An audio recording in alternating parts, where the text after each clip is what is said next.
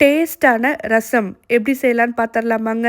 மிக்சியில் 2 ஸ்பூன் சீரகம், 2 ஸ்பூன் மிளகு, கொஞ்சமாக கருவேப்பிலை போட்டு ஃபஸ்ட்டு அடித்து எடுத்துக்கோங்க. அப்புறமா 4 பல்லு பூண்டு போட்டு பல்ஸ் மோடில் கொரகொரப்பாக அரைச்சி எடுத்துக்கோங்க. புளி தண்ணி தனியாக கரைச்சி எடுத்து வச்சுக்கோங்க. ஒரு பேனில் எண்ணெய் ஊற்றி கடுகு, உளுந்து, கொஞ்சமாக வெந்தயம், ஒரு பச்சை மிளகா கிள்ளி போட்டு பெருங்காயத்தூள் கொஞ்சமாக ஆட் பண்ணிக்கோங்க. அப்புறமா ஒரு தக்காளியை கையிலேயே நல்லா பிணைஞ்சு விடுங்க. அதுக்கப்புறம் தனியாக அரைச்சி வச்சிருக்கிறதையும் போட்டு கொஞ்சமாக மஞ்சத்தூள், உப்பு நல்லா வதக்கி விடுங்க. நல்லா வதங்கினதுக்கு அப்புறம் கரைச்சி எடுத்து வச்சிருக்க புளி தண்ணியை ஊற்றிட்டு கொஞ்சமாக மேலாப்படி கருவேப்பிலை, கொத்தமல்லி ஆட் பண்ணிக்கோங்க.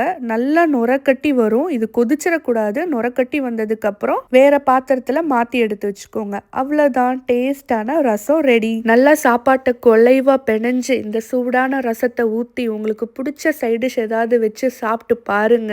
நான் என் அம்மா கிட்ட ஃபஸ்ட்டு கற்றுக்கிட்ட ரெசிபி இதுதான். That's all. தேங்க்யூ ஃபார் வாட்சிங். Bye bye.